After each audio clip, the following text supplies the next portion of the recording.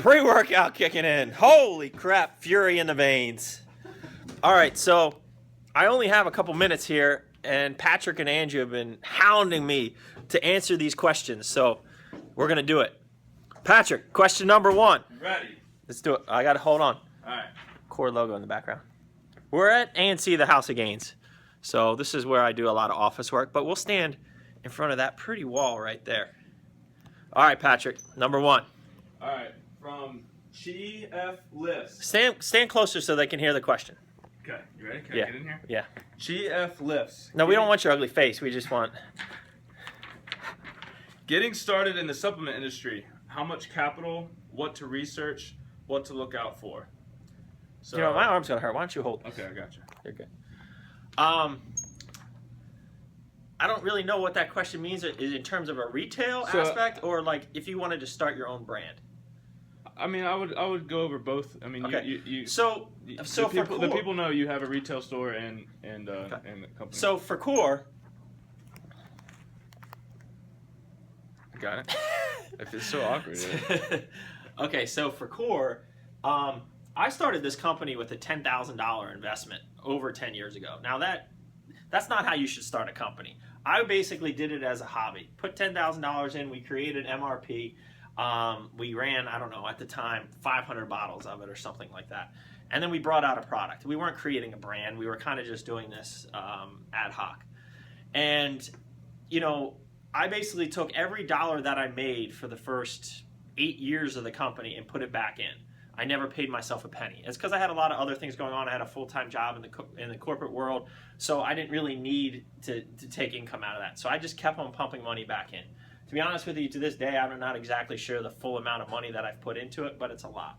Honestly, if you wanted to start out and get on the market and be, you know, a decently recognizable company, you know, you need, marketing support.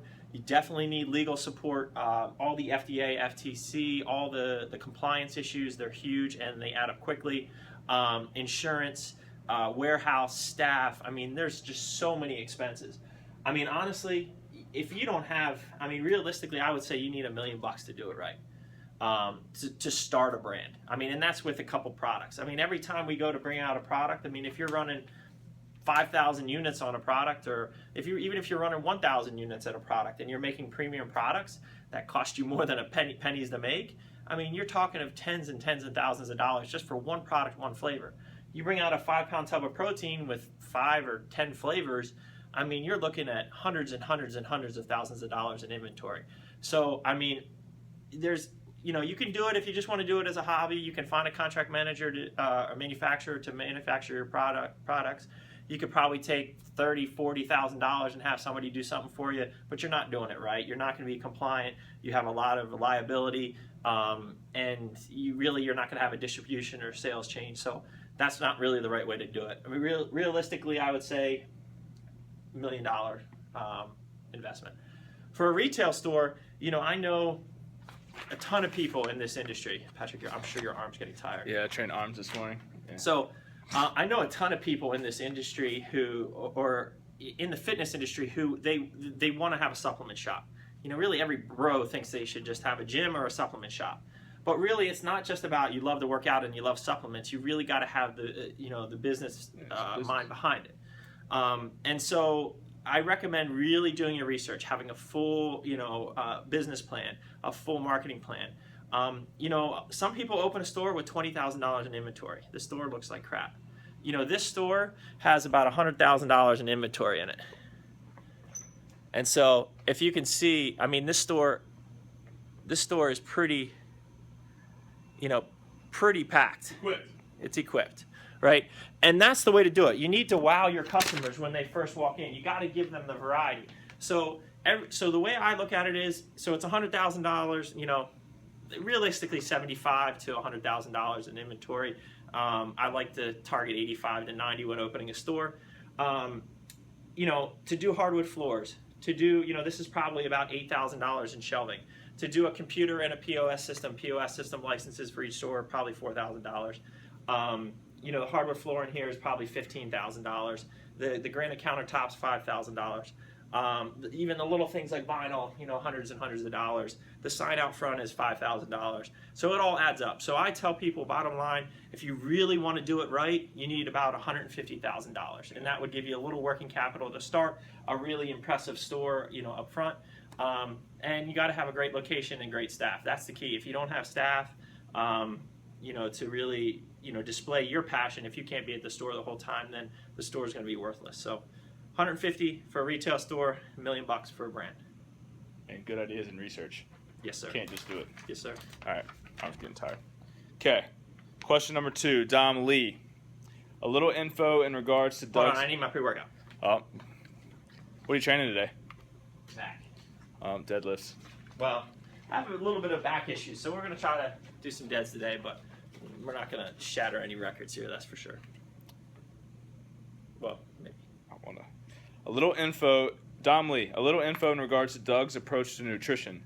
Do you just space your macros throughout the day with whole foods, or have a more nutrient timing approach, more carbs, post training, etc.? I usually do whey protein for 6 meals, and then I save a big ice cream meal for my last before bed. You make it fit? Yeah, I make it fit. Okay, all right, good. That shit fits. Yeah.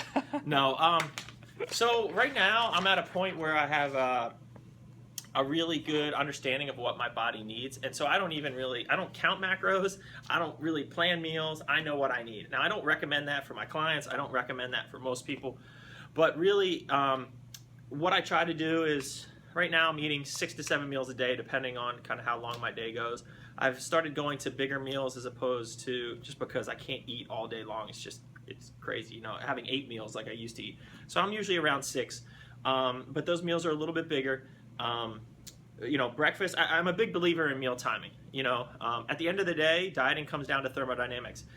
We got to get that animal logo out of the picture. All right. My arm is killing me. We're live here, dude. We're live. Keep going. Okay, anyways, Patrick's arm was getting tired. So where was I? Oh, so dieting comes down to calories in versus calories out. So at the end of the day, it really doesn't matter what you eat. If you can still lose weight, fitting it with some frozen yogurt or whatever the Pop-Tart is, or whatever the if it fits your macros food of the day is. But really, that's not going to be optimal. At the end of the day, we're all kind of if it fits your macros. It's just I choose to fit my macros with bro foods. So I'm eating, clean, unprocessed foods: brown rice, sweet potato, quinoa, oatmeal, protein powders, chicken, beef, steak, all the typical bro foods. But I don't really worry about it. I go out to eat probably 2 times a week, 3 times a week, maybe, depending if I'm traveling. But I know how to order. I make it fit. I order without butter or any of that stuff. But I am a big believer in meal timing. I think it really makes a difference. So my carbs are first meal of the day. I usually train about midday now. So then I'll do a big carb meal before my training. And then obviously a fast-acting, carbohydrate protein like Core PWO post-workout. And then, I'll eat meals kind of for the rest of the day, chicken and rice and broccoli. I think the micronutrients found in broccoli and vegetables and things like that, I think there really are some benefits to eating those, and I just feel better. I feel like I'm performing at a much better level when I'm eating that. If I'm just eating processed crap all day, sometimes you have to do some of that when you're traveling. I just feel like crap, so I try to avoid that. So in general, if it fits your macros, but I use all bro food. At this point in time, I am kind of advanced enough where I know what I need, so I'm not really counting, but I definitely recommend my clients have, targets and goals, and give them, the good list. They should understand what foods are going to make them feel the best. But, so I'm a little bit more towards the bro side of things, but at the end of the day, it's all if it fits your macros. All right, well done. All right, so last question, Malik Delgado, sorry if I'm messing this up. What was your favorite show you competed in, and why? So on the personal side now. Well, obviously, winning the Yorton Cup was pretty awesome. Yeah. Twice. Really, yeah. To me, that's the most prestigious natural show out there.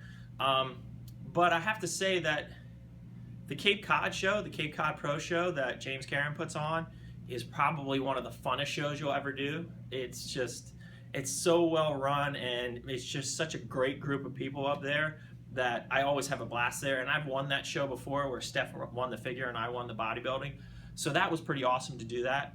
And then, I know I'm giving you 3 shows here, but doing the Cutler last year, the NPC show, was actually a really different experience for me. It was my first NPC show. I had no expectations, and just being able to go on that stage and compete with people who, were using things that I wasn't using, and being able to kind of represent natural bodybuilding on that NPC stage, that meant a lot to me, and I had so much good feedback from that was probably one of the best decisions I've ever made in terms of competing to do that show, because I did have questions about doing it. So that was a great event too. But I think if I had to just pick one, the Yorton Cup, this win back in 2014, was probably the most meaningful show to me.